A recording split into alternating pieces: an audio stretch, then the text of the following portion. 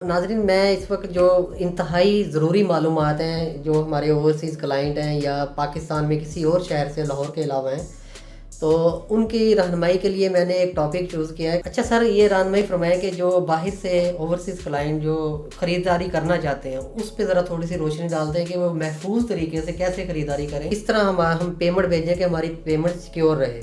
अच्छा उस्मान भाई, इसके लिए क्लाइंट को पेमेंट के अलावा और क्या चीज़ें जो है वो भेजनी है कि उसके नाम वो फाइल बन जाए, इजी जो प्रोसीजर है वो कैसे क्या होना चाहिए। एक भाई ने फ़र्ज़ करें ओवरसीज ने चीज़ और ख़रीद ली है, उसके बाद वो सेल आउट करना चाहता है, उसके लिए उनको यहाँ आना पड़ेगा या क्या तरीक़ाकार है।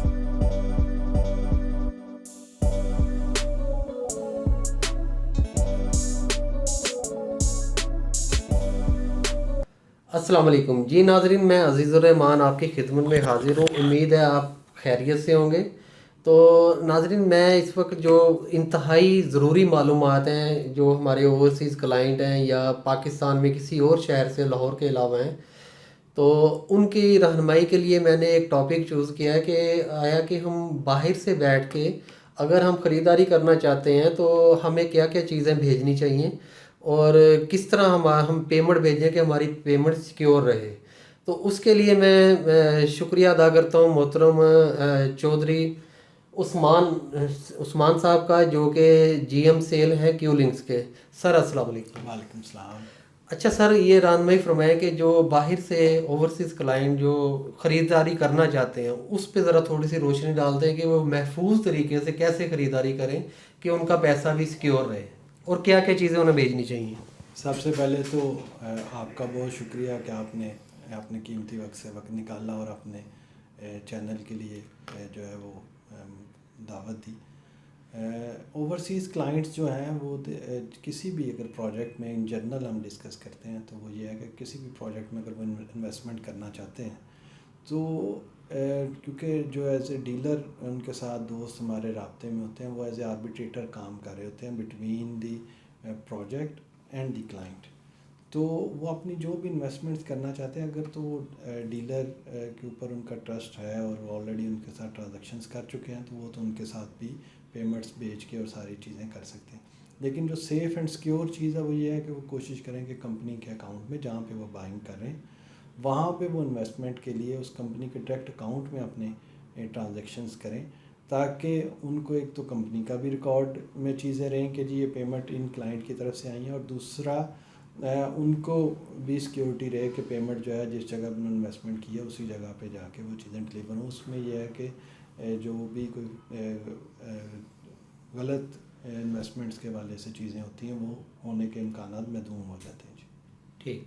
अच्छा उस्मान भाई, इसके लिए क्लाइंट को पेमेंट के अलावा और क्या चीज़ें जो है वो भेजनी है कि उसके नाम वो फाइल बन जाए और इजी जो प्रोसीजर है वो कैसे क्या होना चाहिए। देखिए, डिफरेंट जो कंपनीज डेवलपर्स काम कर रहे हैं, हर बंदे का अपना एक क्राइटेरिया और उसके अपनी एक कह लें कि बुक कीपिंग है, अपनी रिक्वायरमेंट्स हैं बुकिंग के हवाले से।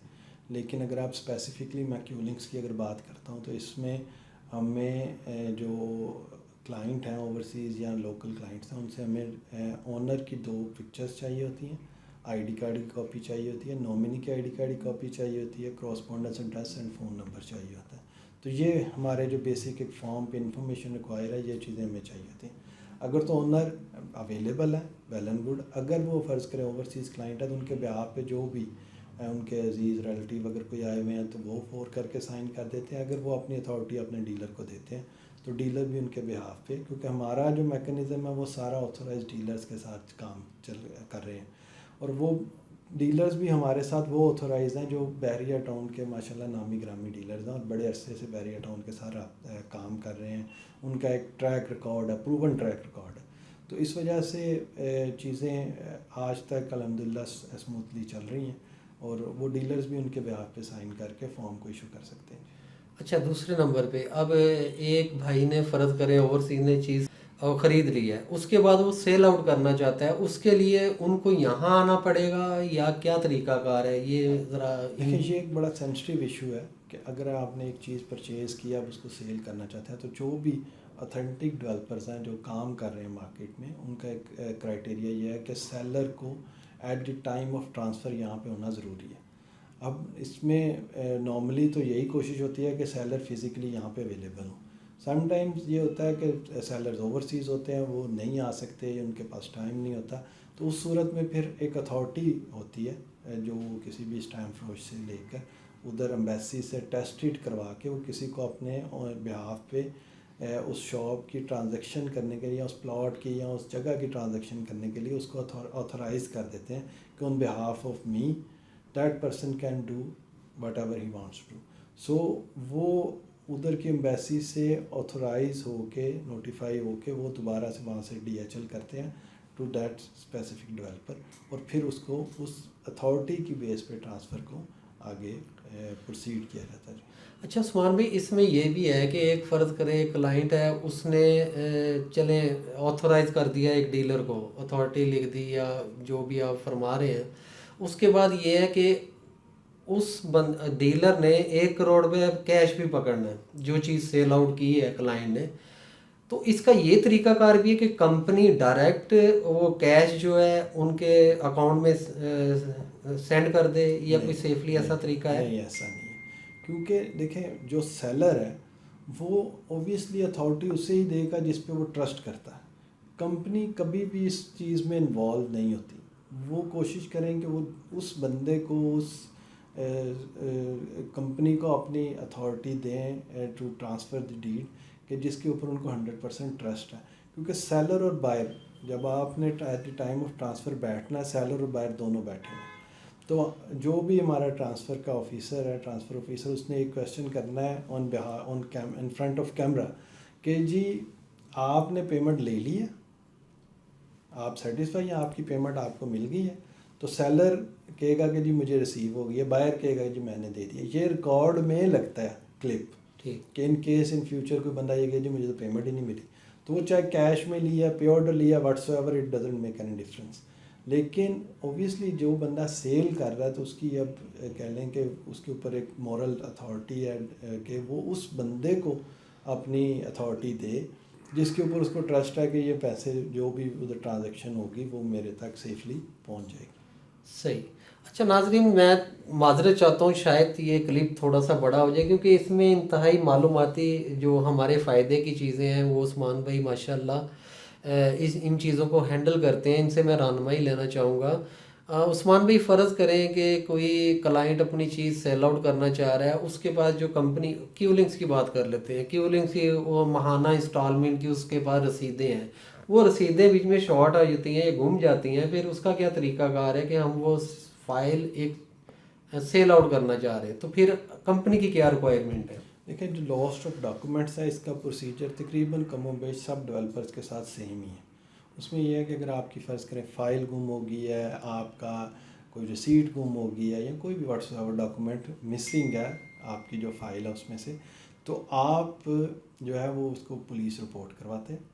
एक एफिडेविट होता है, वो आप ऑन बिहाफ ऑफ कह लें कि योरसेल्फ आप कंपनी को देते हैं कि जी ये रिसीट या ये फ़ाइल या ये चीज़, ये डॉक्यूमेंट मेरे से मिसप्लेस हो गया, और उसकी अगर फ़ोटोकॉपी आपके पास है तो वो साथ लगाते हैं, अदरवाइज़ कंपनी के पास रिकॉर्ड होता है वो आपको कॉपी साथ दे देती है। लेकिन यह है कि उसका जो एक कह लें टेक्निकल प्रोसीजर वो ये है कि आप पहले पुलिस रिपोर्ट करवाते हैं और फिर आप न्यूज़पेपर में ऐड देते हैं लॉस्ट ऑफ डॉक्यूमेंट्स का। उसमें 14 डेज़ तकरीबन जो है वो आफ्टर ऐड कंपनी जो है वो लेती है, ताकि उसमें वो कोई भी बंदा अगर क्लेम करना चाहे कि जी ये चीज़ मेरी है और ये साहब जो है ये गलत बात कर रहे हैं, तो वो क्लेम कर सके। ये एक लीगल सारा प्रोसीजर है। तो उसमें उसके बाद फिर जो है वो चीज़ें एज ए डुप्लीकेट वो डेवलपर आपको इशू कर सकता है। ठीक।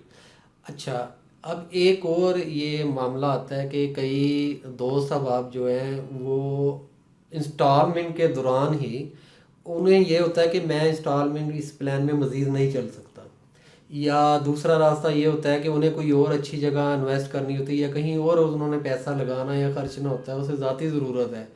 अब वो कंपनी क्यू लिंक्स को वापस करना चाहता है, उसकी क्या पॉलिसी है? देखें इसमें दो चीज़ें चलती हैं साथ। इन्वेस्टमेंट जो है वो आपने की है, और तो वो आप ओनर है उस जगह के, आपने फ़र्ज़ करें आज कोई क्यूलिंग्स में इन्वेस्टमेंट किया तो आप उसको सुबह सेल आउट कर सकते हैं, हमारे एंड से कोई भी उसके ऊपर रिस्ट्रिक्शन नहीं है। इसी तरह से मोस्टली डेवलपर्स में इसी तरह से है कि अगर आपने चीज़ एक परचेज़ किया तो आप उसको जब मर्ज़ी डिस्पोज ऑफ कर सकते हैं।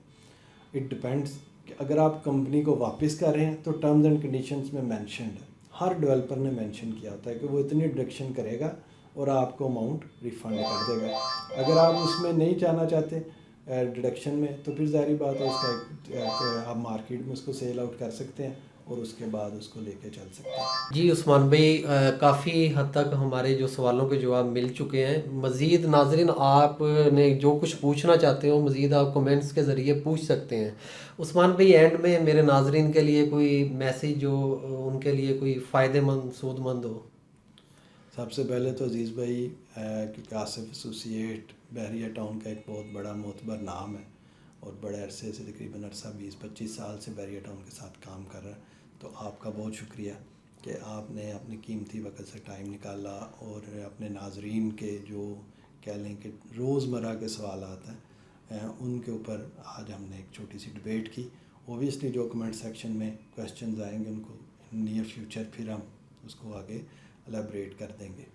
और नाजरीन के लिए भी ये है कि जी आपने जहाँ भी इन्वेस्टमेंट करनी है आप उन चीज़ों को थोड़ा सा ओबियसली स्टडी करते हैं, लेकिन जो कह लें कि रियल स्टेट सेक्टर में भी जो ब्रांड्स हैं आप उनके साथ काम करें, तो ये है कि उधर आपके साथ किसी भी किस्म का धोखा फ्रॉड के एलिमेंट्स कम हो जाते हैं।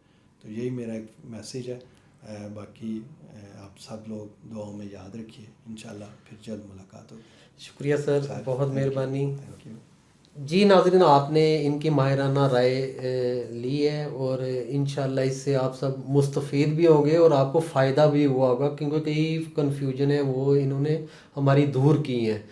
तो नाज़रीन, अब मैं आपसे इजाज़त चाहता हूँ। मेरे चैनल को सब्सक्राइब भी लाजमी करें और बेल आइकन को प्रेस भी करें और इसको शेयर भी लाजमी करें और मुझे अपनी दुआओं में याद रखें।